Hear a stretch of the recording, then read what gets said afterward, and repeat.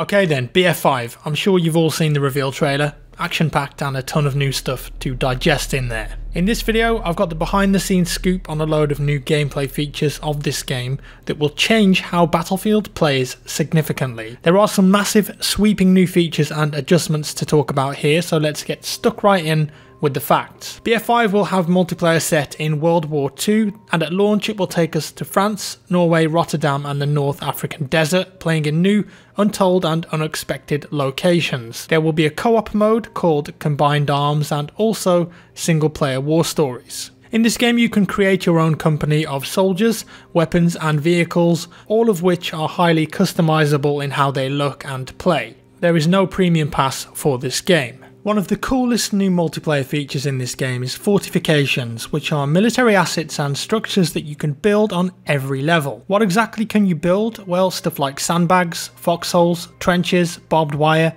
tank stoppers, machine gun nests, cannons. You can reinforce destroyed buildings, building back cover and locking down defensive positions. Every class can build the basic stuff, but the support class is the only class that can build offensive defensive options such as machine guns, field cannons, and also is much faster at building everything else. Can you build stuff anywhere you want? No. There are predetermined positions with plenty of options everywhere, such as on flags, between the flags in flanking routes, and most of the buildings that can be destroyed can be rebuilt with fortifications. I even saw ladders being built in a behind the scenes video. But what are the implications of fortifications? Well, it has the chance to become a new pillar of the Battlefield franchise. Players can now build their own front lines and heavily fortify flags to defend them. And with the old conquest system coming back, you'll want to hold on to every flag that you can. Moving on, the next big change, attrition and physical interactions only. These are absolutely huge and change the pace of the game completely,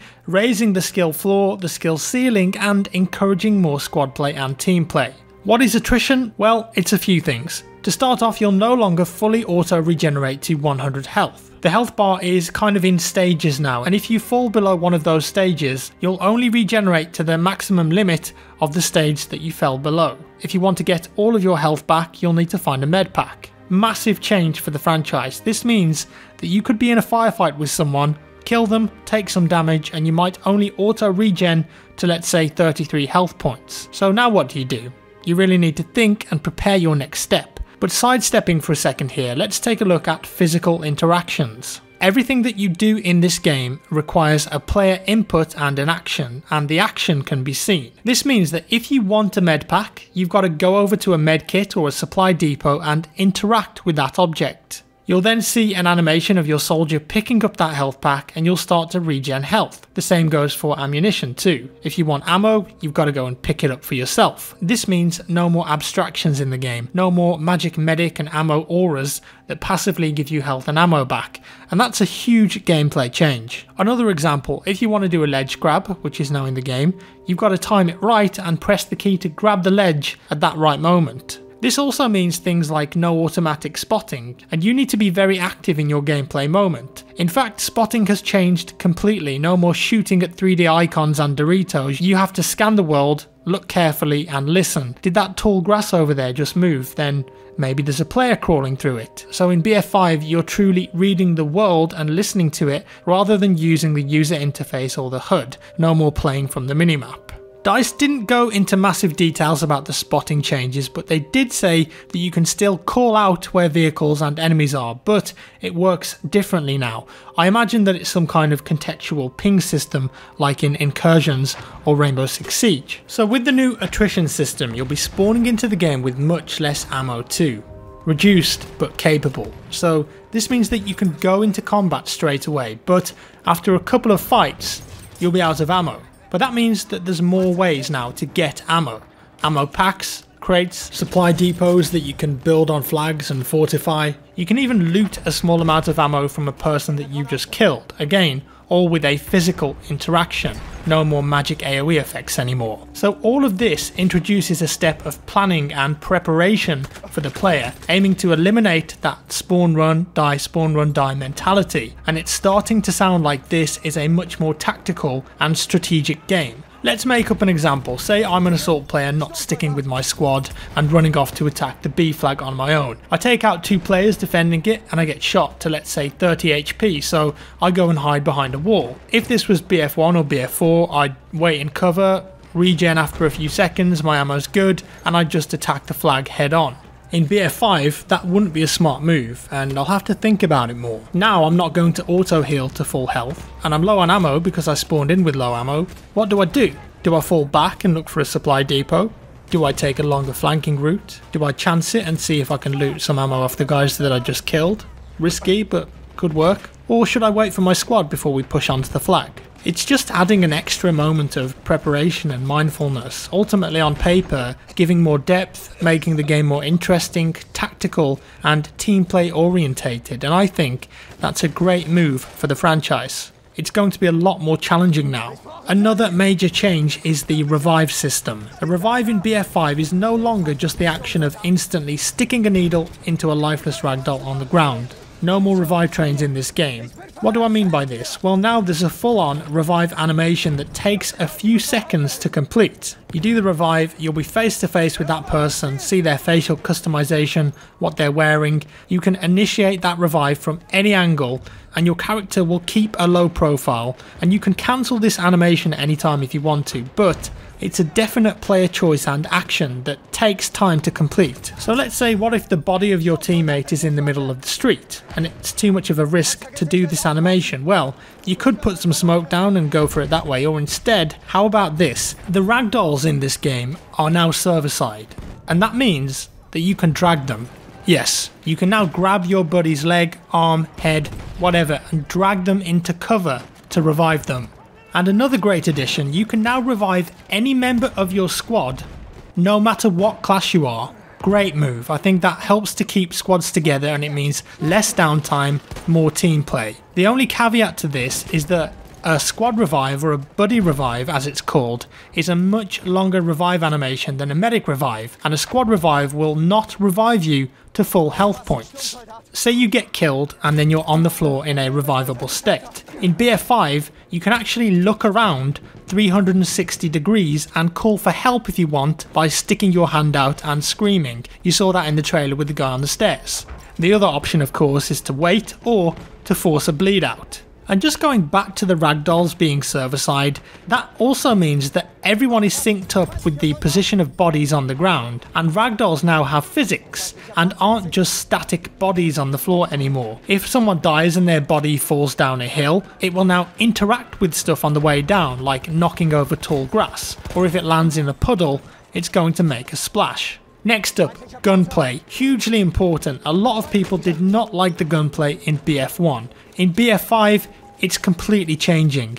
That means no more visual recoil at all. Every gun now has a unique recoil pattern that's predictable to a certain extent and can be learnt and mastered. What DICE are doing here is to reduce the impact of spread unpredictability to increase the ability for the player to control and learn a weapon, more accuracy and more precision. So you'll understand right away when you start shooting, is this a weapon that I should be only bursting with 3-round bursts, or is this a weapon that I can get away with a 5-round burst before the recoil starts to kick in like crazy? To me, this says higher skill ceiling on the gunplay. Also, if your hand is on the trigger and your gun is facing forward, you can always shoot it. If you are doing a one-handed vault and facing forward, then you can shoot. You'll be inaccurate, but you can do it. Same goes for jumping too, but when jumping you can only shoot from the apex of your jump and down.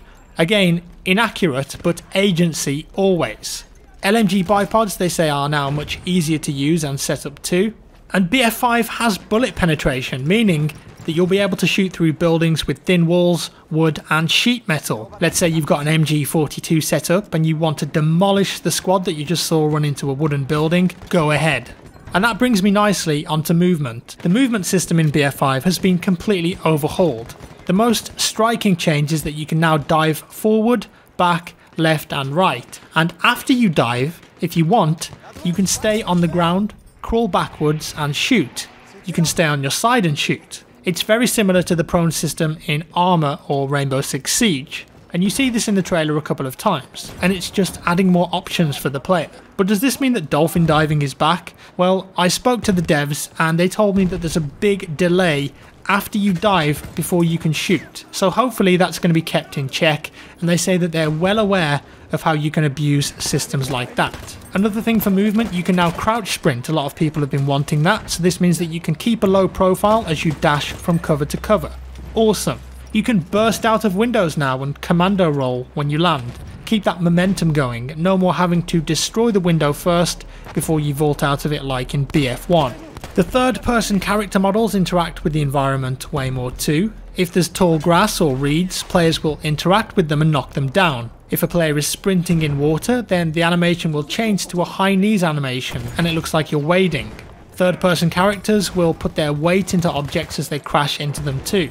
Another thing that you saw in the trailer, grenades. You can now throw back grenades that are on the ground, catch them in the air, throw them back, and even shoot them when they're in the air to explode them and cause damage. With the new attrition and limited ammo system, there's going to be much less grenades overall on the Battlefield 2. Praise the Lord for that one. You can now tow things with vehicles. Saw that in the trailer. With certain vehicles like tanks and half-tracks, you can hook things up to your vehicle and tow them. Things like stationary anti-air guns, no longer stationary. And it can be used by a teammate as you're driving it too. What about supply depots? Do you want to be the guy that delivers health and ammo to people with his truck? Well, you can do that now. Do you want to tow a field cannon on the back of a Tiger tank? You can do that. This stuff is cool. It's sandboxy. You could tow stationary AA weapons to a key location on the map, couple that with some fortifications and build a cannon, be creative and make your own front lines. That's something completely new for the Battlefield franchise. How about destruction? Well, of course, it's in the game. But destruction has been revamped and more drawn out now. For example, if you fire a shell into a building and the shell explodes inside that building, the walls and windows will explode outwards. If the explosion happens outside the building will break inwards. If a tank drives through a building, it won't just play all of the effects at once like in BF1. Instead, the walls will crack and bend depending on how the tank has entered that structure. Debris will fly and drop onto the tank. Bricks will rain down onto the tank. Parts of the wall and building will fall over time. So what they're doing here is dragging the destruction moments out a bit and making them more believable. Next up, let's talk about squads for a second. BF5 is heavily focusing on squad play and team play and keeping your squad together. The developers said that they figure the most fun that you have in Battlefield is when you're playing with a squad, those awesome team play moments. So if you join a game in BF5, you're automatically going to be put into a squad. You can choose to leave the squad if you want to go solo, or make your own of course. And there's a new squad spawning system too. So say for example that you die and you aren't revived, you're now going to go to the squad deploy screen, which is before the tactical map deploy screen. And in that squad deploy screen you get a nice big full screen live feed with a third person camera of what your squad members are doing in real time, and you can switch between them too, so you know exactly what you're getting into if you choose to spawn on one of them. And this means that spawning on your squad is quicker than going all the way back to the tactical map deploy screen. But if your squad wiped, it means a lot now, and you'll go back to the tactical map screen anyways. So if you're the last surviving member of your squad, you get a notification on your screen saying you are the last surviving squad member, therefore informing that player that they should be very careful and plan their next moves well to avoid being squad wiped, because that means so much more now. And in the deploy screen, you'll be able to see who is spawning on who. Very useful. So, with all these incentives for squad play, what are the rewards for sticking together in a squad, dropping health, ammo, taking objectives and killing enemy players? Well, funny you ask that. Squad reinforcements are in the game, or squad call-ins as they're called. They're the new kids on the block. If you do well as a squad, you will accumulate squad points that can call in special things, but only the squad leader can spend those points, putting emphasis on the role of the squad leader. And at the moment, the call-ins are as follows: V1 or JB2 rockets, as seen in the trailer, supply drops with ammo and health in them, a smoke barrage that you could use to push a point, heavy weapon pickups, read not hero kits, so these are weapons that are powerful and you could use for a period of time. Think about the battle pickups in BF4, doesn't change your class, Elite classes are completely gone, by the way, as are the behemoths. And finally, another call-in is squad-only vehicles like the Churchill Crocodile Flamethrower Tank or the Sturm Tiger. So as a gameplay example, if the squad has scored enough points, the squad leader could bring up a radio, call in for a V1 rocket, bring out binoculars, mark the location and order it in. V1 rockets are great at destroying all of the fortifications on a point, so you could then push in more effectively and take out enemies, of course. Large explosions in this game can knock you over now too if they're not fatal. So I've not really talked about classes or soldier customization, weapons, vehicles, progression, etc. Well, the 4 classes will return: Assault, Medic, Scout, Support, and in this game you create a soldier and then you will add them to your company of soldiers, and then you can customize stuff like their gender, how their face looks, their face paint, hair, facial hair, what are they wearing, their hats, helmets, their jackets, their pants, their shorts, accessories, prosthetic arms, and you can then choose a class archetype for that soldier, and these are highly customizable within a skill tree type system. The purpose of the archetypes is to create clear and understandable roles and fantasies within that specific class, and I will be doing a full dedicated video on all of this stuff and progression, as it's just so complicated and in depth now, but just to give you a quick rundown of it here. So each archetype can specialize in something. So let's say, for example, an assault. You could be specializing in anti-tank or anti-infantry, a mix of both, but you can also get highly specialized archetypes called exotics that are really good at one particular thing.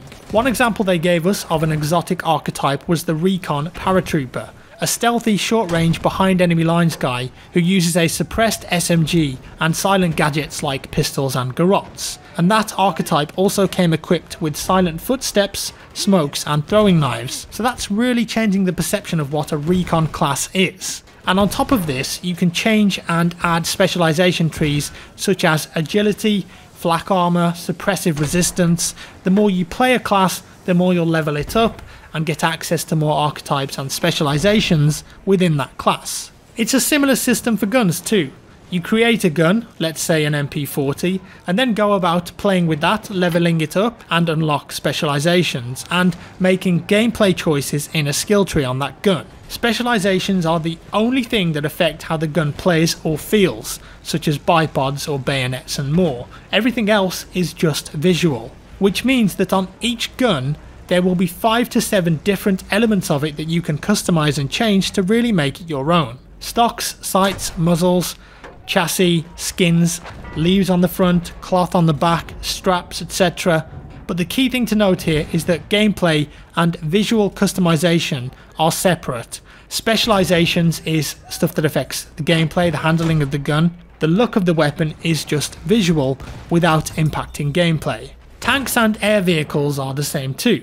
So you create a tank, choose the gameplay specializations for it, and then you can make it look like your own with paint jobs, sandbags, boxes. You can put teddy bears on the side, horses' heads, bottles, and all sorts of visual flair. It's important to note too that there are asymmetric vehicle choices in BF5. Different vehicles for different factions. So one team might have a tank that's big and slow, but it packs a load of damage. And the other team might have a tank that's quicker, smaller and more agile, but it has less health and less damage. Or you might get a tank that's a glass cannon.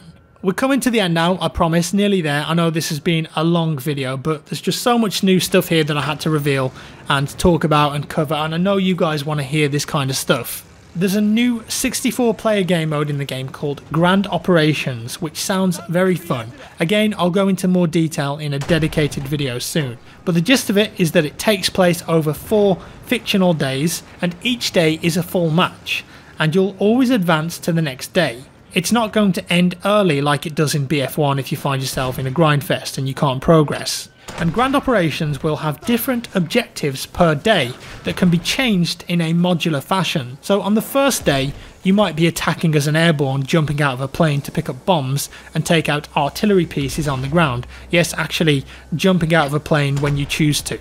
Day 2, the main invasion force has landed, and now it's a breakthrough mode from operations in BF1. Sector capture.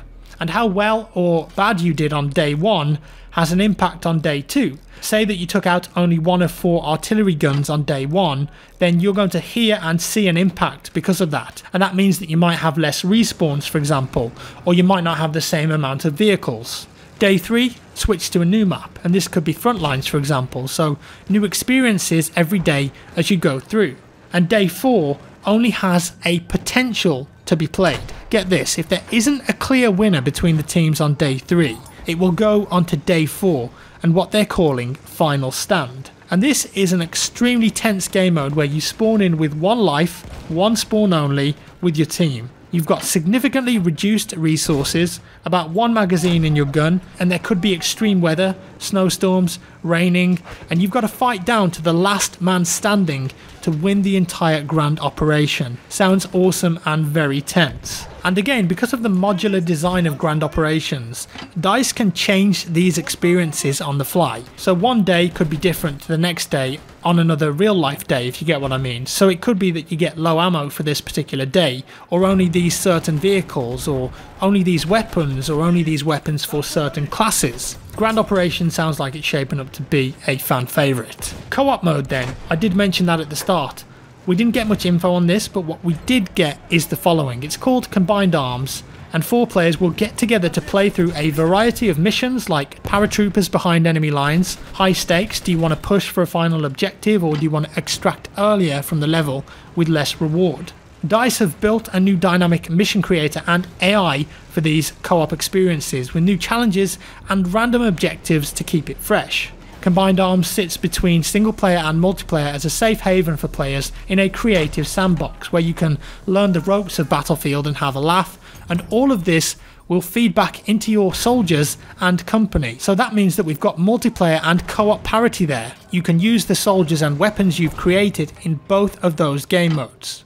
And to wrap up, just a few extra snippets that I thought you guys might want to know about. So I asked about suppression, but they didn't give any answers on that. They're looking into it. All of the logic in the game can now be controlled server side, so if something is broken or not working well, it can be changed instantly and updated on everyone's game without the need for a big patch. So stuff like cap times, respawns, time to bleed out, etc. No more waiting months for patches.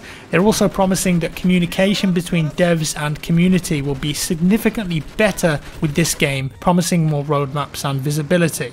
As I mentioned, no more premium pass that you've got to buy. It looks like all of the maps and modes, new content, etc. after launch will be free. No more separating the community in a Battlefield game when DLC is released. Finally, DICE are calling the new progression arc in this game and content drops Tides of War, and these will include daily, weekly and monthly challenges with overarching chapters and quest lines that reward you with unique items and cosmetics. Also included will be new maps, game modes and limited time experiences. So there'll be a wide range of map types in this game and a ton of flexibility, maps that will offer complete crushing Battlefield chaos, and also more slow paced experiences on really big, larger maps with more lulls and tempo that goes up and down. Confirmed game modes so far are Conquest, Grand Operations, TDM and Domination. They wouldn't tell me anything about RSP, I did ask.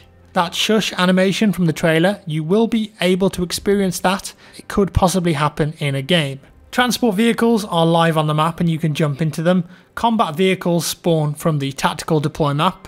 And last but not least, as with the multiplayer, war stories will focus on the untold stories of World War II, real people facing big problems that changed the tide of the war.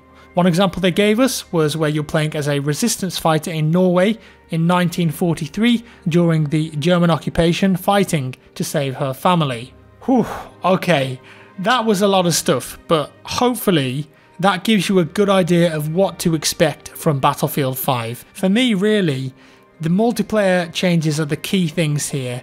That's the core components of Battlefield, and the most important striking changes are the lack of auto-regenerating health, limited ammo, building fortifications is huge, the fact that you've got to interact with everything now to get it, skill-based gunplay, yes, squad revives and a massive emphasis on squad play and team play, 3D spotting changes, minimal HUD. On paper, this all sounds like a much deeper and more engaging tactical game, and I'm really looking forward to that. It sounds very different from what we got in BF1, which was super accessible at launch. Now there are a lot of important details we don't know yet, of course, and I'm sure that we'll get way more gameplay and information from EA Play, which is only a couple of weeks away. Fun times ahead. And that's all for today's video, guys. I do appreciate you tuning in and being here on the regular. This took me a long time to put together and months of work really. So if you enjoyed it, please leave me a like, that would be much appreciated. Consider sharing it too if someone's interested to know more about the game. If you didn't like it, dislike it, let me know your thoughts on BF5 initial impressions down in the comments below. Subscribe if you want to see more, and I'll see you in the next one.